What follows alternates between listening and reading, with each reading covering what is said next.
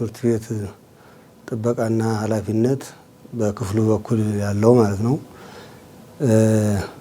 የቅዱስ ሲኖዶስን ፈቃድና መመሪያ ተከትሎ በአጥቢያ በአድባራት ያሉ መንፈሳዊ ወጣቶችን የኦርቶዶክስ ተዋሕዶ እምነት ተከታይ የሆኑትን ወጣቶች ማስተማር ከፋፍሎ ማለት ነው። አንደኛ በአዳጊነት በወጣትነትና በጎልማሳነት ያሉትን ሰዎች ትምህርት ሃይማኖት እንዲማሩ ሃይማኖታቸውን እንዲያውቁ ስርዓተ ቤተክርስቲያንን ሕገ ቤተክርስቲያንን እንዲያውቁ ነገረ ቅዱሳንን ነገረ ድህነትን እንዲያውቁ እንዲማሩ ማድረግ ነው።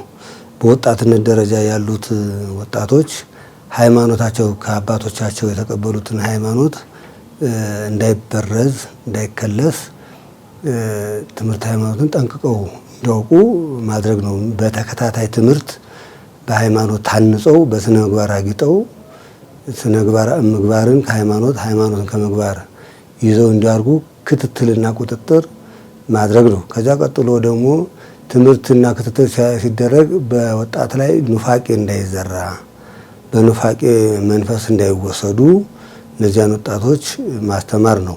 ከዚያ በቤተክርስቲያን ያሉ በንስሐ አባቶቻቸው አማካኝነት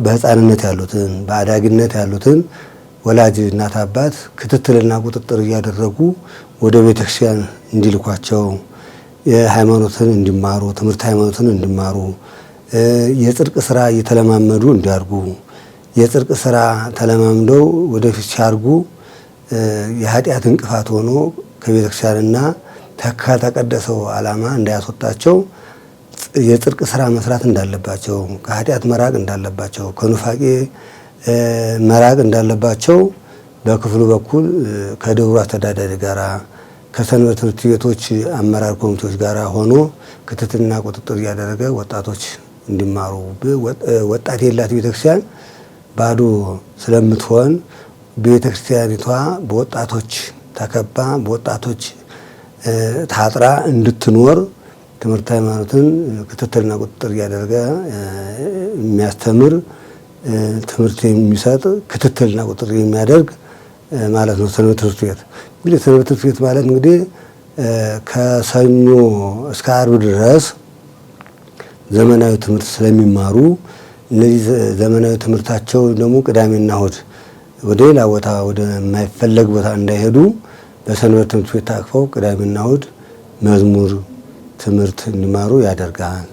ሰንበት የተባለውም የሰንበት ትምህርት ቤት ትምህርት በዕለተ ሰንበት ዝግ ስለሆነ ትምህርት ቤት የመንግስት ትምህርት ቤት ዝግ ስለሆነ በዚህ ቀናቸው ሃይማኖትን ትምህርት እንዲማሩ ያደርጋል፣ ያመቻቻል። የማመቻቸት ምቹ የሆነ ነገሮችን ይፈጥራል ማለት ነው። እንግዲህ ከቅዱስ ሲኖዶስ የሚመጣውን መመሪያ የሚሰጠውን ትእዛዝ የሚመጣውን ፈቃድ ተከትሎ ማለት ነው። ቤተክርስቲያኒቷ የምትመራው በቅዱስ ሲኖዶስ ስለሆነ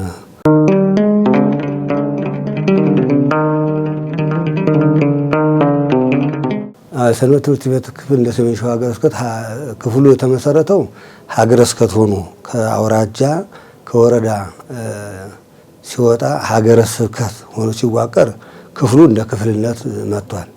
እንደ ክፍልነት ከመጣ በኋላ ግን በሰዓቱ ብዙም መምህራን የነበሩት የአብነት መምህራን ስለነበሩ ክፍሉ ለተወሰነ ጊዜ ሰው ሳይመደብበት ቆይቷል። ከ81 ዓመተ ምህረት ጀምሮ የሸዋ ሀገረ ስብከት ሊቀ ጳጳስ በነበሩ በብፁዕ አቡነ ጎርጎርዮስ ጊዜ የሸዋ ሀገረ ስብከት ነው የሚባለው። ያን ጊዜ አውራጃ ነበር ደብረ ብርሃን ማለት ነው። ከዚያ ብፁዕ አቡነ ኤፍሬም የሰሜን ሸዋ ሀገረ ስብከት ሊቀ ጳጳስ ሆነው ሲመጡ ክፍሉ አብሮ መጣ። ከ82 እስከ 91 ዓመተ ምህረት ድረስ ሰንበት ትምህርት ቤቱ ክፍል አልነበረውም። ተደርቦ ነው የሚሰራው። ዝም ብለው የነበሩ ጸሐፊው ሰበካ ጉባኤ ማደራጃና ስብከተ ወንጌል እነሱ ነበሩ ይሰሩት የነበረው። ከዚያ በኋላ ግን 1991 ዓመተ ምህረት ለክፍሉ ሰንበት ትምህርት ቤቱ በሰሜን ሸዋ ሀገረ ስብከት ያሉትን አድባራትና ገዳማትን ክትትል በማድረግ ሰንበት ትምህርት ቤት እንዲዋቀር ተብሎ በአንድ ሰው ተመድቧል።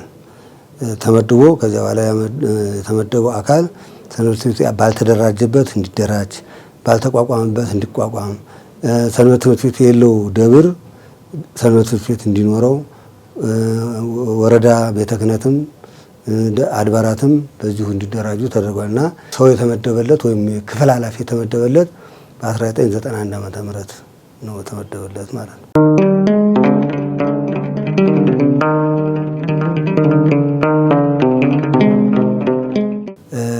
በዚህ በስርዓተ ትምህርት የተካተቱ ትምህርቶችን እንዲቀጥሉ ከዚያ ቀጥሎ አብዛኛው ጊዜ የደመራ በዓል ነበርና የደመራ በዓል መዝሙር ጥናት እንዲያደርጉ የ2018 ዓመት እቅዶች ተግባራዊ እንዲሆኑ ስብሰባ ከዚያ ቀጥሎ ደግሞ የሀገረ ስብከት አቀፍ የሰንበት ትምህርት ቤቶች ማደራጃ የስራ ዘመኑን አጠናቆ ስለነበረ እነዚያ ያጠናቀቁት አዲስ አመራሮች ለማቋቋም መስከረም ላይ ፕሮግራም ተያዘ። በሆነ ነገር ብልሽት ገጠመው። ከዚያ ቀጠለና ህዳር 27 እና 28 ውይይት ተደርጎ ለዛ የማመቻቸት ስራ ነው የተሰራው። ከዚያ እጅ ያልተደራጁትን እንዲደራጁ ችግር ገጥሟቸው በአንዳንድ ችግር ምክንያት እንግዲህ በሰንበት ወጣቶችን ብዙ የሚፈተናቸው ፈተናዎች አሉ። በዚያ ፈተናዎች የተዘጉ የነበሩ ሰንበት ትምህርት ቤቶችን እንዲከፈቱ ክትትል ያነሳቸው ሰንበት ትምህርት ቤቶች የክትትል ጉድለት ያለበትን ክትትልና ቁጥጥር በማድረግ ስራዎች እንዲሰሩ ተደርጓል። ስትራቴጂ እቅዱም ክትትልና ቁጥጥር እንድናደርግ ነው አብዛኛውን የሚመራው። ከዚያ ቀጥሎ ደግሞ አብዛኛውን ስርዓተ ትምህርቱ በቅዱስ ሲኖዶስ ጸድቆ የመጣው ስርዓተ ትምህርት የደረሰበት የሚደርስበት ዓላማውን አቅጣጫውና ግቡ ምን ድረስ መድረስ እንዳለበት ክትትል እንዲያደርግ ነው የተሰጠው። ከዚያ ቀጥሎ ዋናውን ስራ የሚሰራው ሀገረ ስብከት አቀፍና ወረዳ አቀፍ የሰንበት ትምህርት ቤቶች ወጣቶች በኮሚቴ የተዋቀሩ እነሱ ናቸው አብዛኛውን ስራ ከባዱን ስራ እየሰሩ ያሉት። በክፍል ደረጃ ያለው ግን ክትትል ቁጥጥርና ማነቃቃት የማነቃቃት ስራ የመቆጣጠር ስራ በመካከላቸው ችግር እንዳይፈጠር ችግሮችን ወርዶ አይቶ ማስተካከል ክብረ በዓል ሲመጣ ለክብረ በዓል ምቹ የሆኑት መዝሙሮች ወጥ እንዲሆኑ ወረብ እንዲያቀርቡ ወጥ የሆኑ መዝሙሮች እንዲዘመሩ የማድረግ ስራ ነው የተሰራው። እስካሁን አሁን እቅዱ ክፍተቶች ያሉበት ቦታ ላይ ተለቅሞ ተይዘዋል። ክፍተት ያለበት ወደ መበተን የደረሱ ለመሰብሰብ ችግር የገጠማቸው በአንዳንድ የተለየ ምክንያቶች እነሱን ጥገና ለማድረግ የወደፊት እቅድ ተይዟል። ሶስተኛው ሩብ ዓመት ላይ እቅድ ተይዟል። ያለው ግንኙነት ግን እስካሁን ሰላማዊ ነው። በሰላማዊ መንገድ ቤተክርስቲያን እየተገለገለች ወጣቶችን በደብራቸው በአመራሮቻቸው ማገልገል ያለባቸውን አገልግሎት ማከናወን ያለባቸውን የስራ ክንውኖች እና መማር የሚገባቸውን የትምህርት ስርዓቶችን እየተማሩ ነው ያሉት። አሁን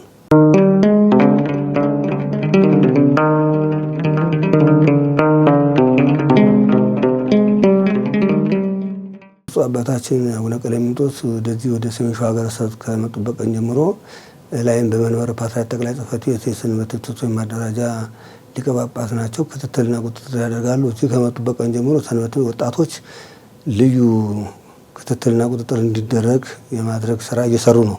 ከዚያም ስብሰባ በሚገኝበት ሰዓት ላይ የአመራሮቹ ከብፁዕነታቸው በጸሎታቸው እየታገዙ መመሪያ እየተቀበሉ እየሰሩ ነው ያሉት። ከዚያ ቀጥሎ ሰንበት ትምህርት ቤቱ ቀደም ሲል በጀት አልነበረውም። በቀድሞ በነበረበት ሰዓት ላይ በጀት ራሳቸውን በራሳቸው ድራማ ሰርተው ተዛም ብለው ነበረ ለአንዳንድ ስራ መሸፈኛ የሚሆን የሚጠቀሙት። ብፁዕነታቸው ግን ሀገረ ስብከት ከመጡበት ቀን ጀምሮ ለሰንበት ትምህርት ቤት ስራ ማስፈጸሚያና ስራ ማከናወኛ ተብሎ በጀት ወጥቶ በጀት እየተፈቀደ በበጀት ነው የሚንቀሳቀሰው። እያንዳንዱ በበጀት እየተንቀሳቀሰ በሰንበት ትምህርት ቤት በኩል የሚወጡ ለስራ ስምሪት የሚሆን ባልተቋቋመበት አድባራትና አጥቢያ ቤተክርስቲያናት ለማቋቋም ባልተቋቋመበት ወረዳ ላይ ያልተቋቋመበት ወረዳ ላይ ሄደው አቋቁመው እንዲመጡ ሰንበት ሲመጡ ሀገረ ስብከቱ በጀታቸውን ወጫቸውን አበላቸውን ሁሉ እንዲከፍል የተደረገው በብፁዕ አባታችን አቡነ ቀለሚንጦስ ነው። እሳቸው ከመጡ ቀን ጀምሮ የሰንበት ቤት ወጣቶች እየተጠናከሩ ሄደዋል። በማንኛውም በበጀትም እየተጠናከረ ነው ሄደው ከላይ ጀምሮ በሚወጣው የመጽሐፍ ሳርኩለም ቢሆን ሲመጣ መጽሐፉ ተሸጦ ለሰንበት ቤት ገቢ እንዲሆን 400 ሺህ ብር የፈጀ መጽሐፍ ተገዝቶ ለሰንበት ቤቶች ተሰጥቷል።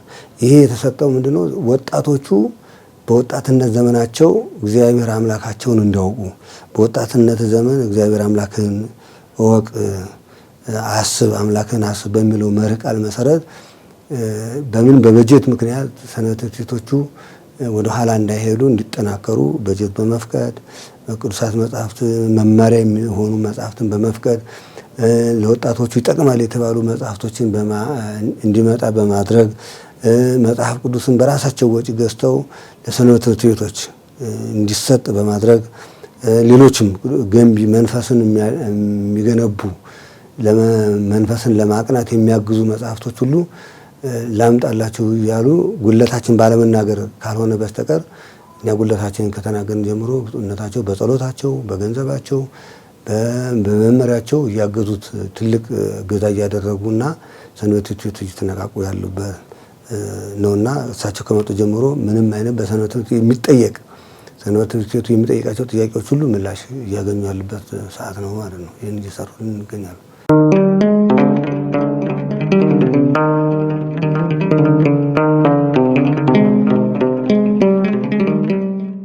ከመንበረ ፓትርያርክ ወደዚህ መመሪያ ሲመጣ ትእዛዝና መመሪያ ሲመጣ እናስተላልፋለን። ከላይ መመሪያ ካልመጣ ከአባታችን ከብፁዕነታቸው ተቀብለን መመሪያ እናስተላልፋለን። አብዛኛው ጊዜ አሁን በርዕሰ ከተማ ላይ የምናደርገው አንዳንድ ችግሮች ሲገጥሙን ለቡራኬ የሚሆን ለጸሎት የሚሆን ብፁዕነታቸውን አስፈቅደን በስብሰባ ላይ ብፁዕነታቸው ለወጣቱ ጠቃሚ የሆኑ ምክርና መመሪያ ነው እየሰጠንና እያሰጠን ያለ ነው። ከዚያ ውጭ ግን በጽሁፍ መመሪያ ችግር ካልመጣ በስተቀር በመካከላቸው ላይ በአድባራትና በገዳማት ላይ የኑፋቄ ነገር ሲሰማ ከታች ወደ ላይ ሲመጣ ለዚህ መመሪያ ይሰጣል ሲባል ለዚያ መመሪያ ለመስጠት ለብፁዕነታቸው አቅርበን መመሪያ ይገባዋል መመሪያ ተላለፍ ሲሉን ከብፁዕነታቸው መመሪያ እየተቀበልን ከክቡር ስራቸው መመሪያ እየተቀበልን መመሪያ እናስተላልፋለን። ከዚያ ውጭ ግን ከስርዓተ ትምህርቱ በተሰጠው ለስርዓተ ትምህርቱ በተሰጠው መመሪያ ነው ክትትልና ቁጥጥር የምናደርገው። ስርዓተ ትምህርቱ ራሱን የቻለ መመሪያ ዘር ጭምር ስለሆነ በዛ ነው እና አሁን ፊታችን ነገ ተነገ ወዲያ ፈተናዎች አሉ። ተማሩ በየወረዳው ማለት ነው። በየወረዳው ላይ በርዕሰ ከተማው ላይ በደብረ ብርሃን ቅድስት ሥላሴ ቤተክርስቲያን ላይ ፈተናዎች አሉ። እነዚያን ፈተናዎች ወደ ፈተናው ከመግባታችን በፊት ለብፁዕነታቸው አስፈቅደን ለክቡር ስራ አስኪያጅ ጠይቀን ለኮፒ የሚሆኑትን የገንዘብ ወጪ ከሀገረ ስብከቱ በመጠየቅ ሀገረ ስብከቱ ደግሞ ለዚህ ለወጣቶች አደረጃጀት ምቹ ነገሮችን በብፁዕነታቸው መመሪያ ሰጭነት ምቹ ነገር ተፈጥሮ ይህን ስራ እየሰራ ነው። ከቅዱስ ሲኖዶስ የሚወጣውን ፈቃድ ከቅዱስ ሲኖዶስ የሚተላለፈውን መመሪያ አስተግብሩ ነው የሚለው። አስተግብሩ ነው ያ ላይ ይወጣ ተጠራቅሞ የወጣው ነገር ላይ ከተፈተለ በኋላ ይህ መመሪያ ቢወርድ ይጠቅማል ብሎ ብፁዓን አበው ሊቃነ ጳጳሳት የወሰኑትን ግን ታች ድረስ ወርደን ያን ኮፒ እያደረግን እያሰራጨን ሰንበት ትምህርት ቤቱ ተጠናክሮ እንዲቀጥል ሰንበት ትምህርት ቤቱ መምህር ንስሐ አባት ተሰጥቶት እንዳንድ መዘምር እንዳንድ መርጌታ ንስሐ አባት ተሰጥቷቸው እንዲገለገሉ የሚል መመሪያ ሲመጣ ያንን ወርደን ታች ድረስ እናስተገብራለን ማለት ነው።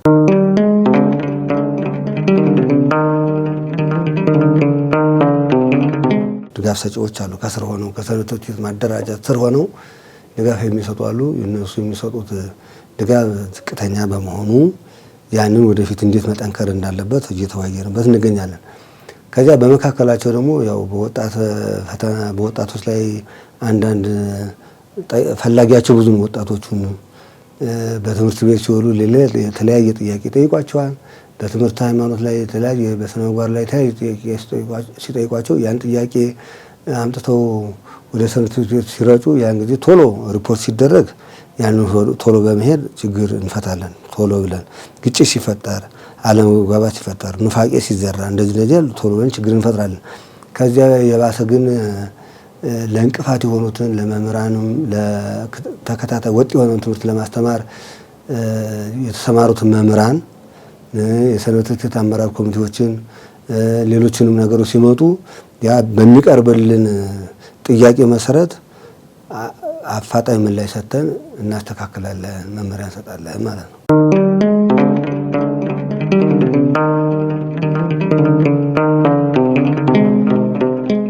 የሰንበት ትምህርት ቤት መንፈሳዊ ወጣቶች አንዱ የመስቀል ደመራ በዓል አብይ በዓል ነው፣ የአደባባይ በዓል ማለት ነው። ከዚያ ቀጥሎ ደግሞ የጥምቀት በዓልም እንዲሁ የአደባባይ በዓል ነው። በዚህ ላይ የሰንበት ትምህርት ቤት ወጣቶች ለዘንድሮ የጥምቀት በዓል ላይ በጣም ልዩ የሆነ ድምቀትን ሰጥተዋል። ድምቀትን ሲሰጡ በዚህ ላይ መጀመሪያ ሀገረ ስብከት አቀፉ ሰፊ ውይይት አደረገ። ከዚያ ቀጠለና የአድባራት አመራር ኮሚቴዎች አሉ፣ ከነሱ ጋር ውይይት አደረገ። ከዚያ በኋላ ያ ውጤታማ ሆኖ ታች ድረስ ወርዶ መዝሙሩ ወጥ የሆነ መዝሙር እንዲዘመር፣ ከዚያ ደግሞ ለጥምቀት አብዩ ኮሚቴው ላይ የጉልበት ስራ፣ የሀሳብ ስራ፣ የእውቀት ድጋፍ ይህንን በማድረግ ትልልቅ ስራ ሰርተዋል። ከዚያ ቀጥሎ ሰንበት ትምህርት ቤቱ እንዲደምቅ ደግሞ ሰንበት ትምህርት ቤቱ ሞንታርቦ በመከራየት በሞንታርቦ የተቆጣጠሩ ትልቅ የሆነ የዝማሬ የበዓል አከባበርን በሰልፍ በማከባባጅ በማዘጋጀት አስተባባሪዎች በመመደብ የበዓለ ጥምቀቱ አከባበር በጣም ድንቅ የሆነ በዓሉን ውብ ያደረገ በዓል እንዲከበር አድርጓል። ይሄ ማለት ደግሞ ልጆቹ ቅንነት በቅን መንፈስ በመታዘዛቸው መዝሙር በማጥናት ከ11 ሰዓት እስከ ምሽቱ 1 ሰዓት ድረስ በዚህ ዘመን እንግዲህ ቤተሰቦቻቸውን እያስፈቀዱ እስከ 1 ሰዓት ድረስ መዝሙር በማጥናት ወረብ በማጥናት በመመካከር በመነጋገር ቅን በመሆን በመታዘዝ በዓሉ ድምቀት እንዲኖረው የራሳቸውን አስተዋጽኦ ያላቸውን ኃይል ያላቸውን እውቀት ያላቸውን መንፈሳዊ ጥበብ ተላብሰው ለበዓለ ድምቀቱ በጣም በልዩ ሁኔታ እንዲከበርና ተከብሮ ተውቦ እንዲውል አድርገዋል። እንግዲህ የጥምቀተ ባህር ኮሚቴውም በልጆቹ ባደረጉ ተሳትፎ ደስተኛ ሆናል። ከመዝሙር አዘማመራቸው ከታዛዥነታቸው ካለው ነገር ላይ ሁሉ ባለው ነገር ቅን በመሆናቸው ራሱ አብይ ኮሚቴውም በእነሱ ተደሳች ሆነዋል ነው ያለውና በዓለ ጥምቀቱም በድምቀት ከብሯል። ከዚያ ደግሞ ታቦታቱ ሩቅ ቦታ እንኳን ያሉ ታቦታት ቅርብ ያሉት እያስገቡ ሩቅ ያለውንም የሸኙ መንፈሳዊ ወጣቶች አሉ። ይህንን ስራ ሰርተው የሃይማኖታቸውን ግዴታ የወጣትነታቸው የመንፈሳዊ ሕይወታቸውን ግዴታ በሚገባና በሚያስደንቅ ውብ በሚያሰኝ ይበል በሚያሰኝ ሁኔታ ተወጥተዋል ማለት ነው።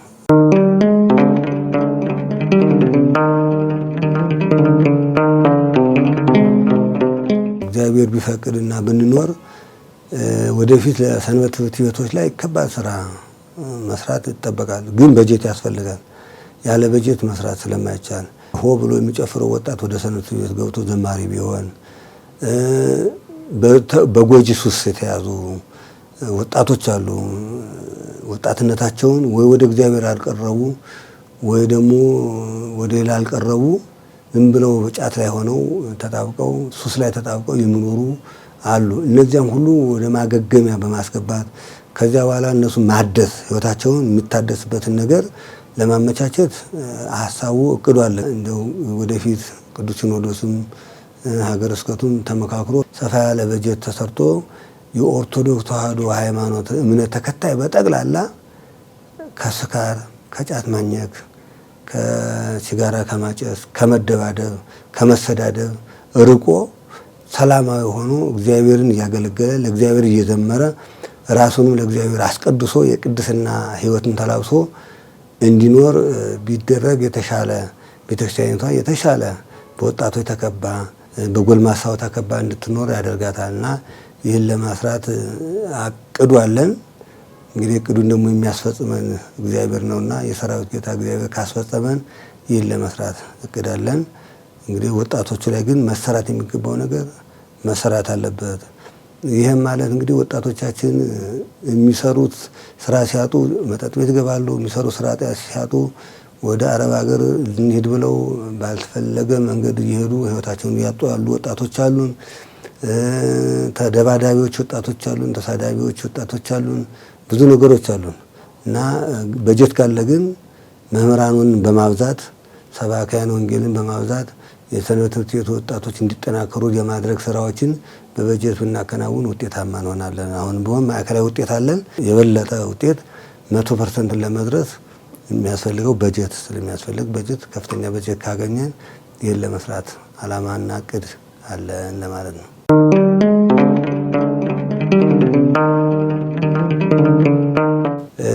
ወጣቶች በወጣትነታቸው ዘመን የእግዚአብሔር ሕዝቦች፣ የእግዚአብሔር ወጣቶች፣ የእግዚአብሔር ሰዎች ከሱስ ከተለያዩ ነገር ነፃ ወጥተው በሰንበት ትምህርት ቤት ታቅፈው አንደበታቸው ዝማሬ ቢለምድ ምላሳቸው የእግዚአብሔር የምስጋና መስዋዕት እየሰዉ የሚኖሩበት ራሳቸውን አዘጋጅተው ወደ ቅድስት ቤተክርስቲያን ቢሰባሰቡ የቅድስት ቤተክርስቲያን ልጆች ሆነው ቅዱሳኑን እየተከተሉ ከታች ከብሉይ ኪዳን ዮሴፍ በወጣትነቱ ዘመን እግዚአብሔርን ያገለግል የነበረ እግዚአብሔርን ይፈራ የነበረ በእግዚአብሔር ይመካ የነበረ ወጣት እንደነበረ በብሉይ ኪዳን ኦሪት ላይ ይነግረናል።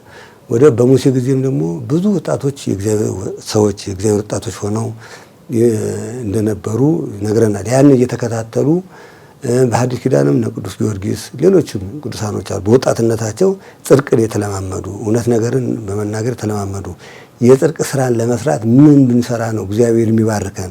ምን ብንሰራ ነው እግዚአብሔር ፊት በእግዚአብሔር ፊት ተቀባይነት የምናገኘው የሚል ሐሳብ የነበራቸው እጅግ ብዙ ወጣቶች ከመጽሐፍ ቅዱስም ከቅዱሳት መጽሐፍትም ያሉ ስለሆነ ያንን እያነበቡ ወጣቶቻችን በቤተክርስቲያን በሰንበት ትምህርት ቤት እንዲያድጉ ካህናት አባቶችም ያደራቸውን ቢወጡ ጸበል ሲረጩ እና ወላጆች ልጆቻቸውን ወደ ሰንበት ቤት እንዲልኩ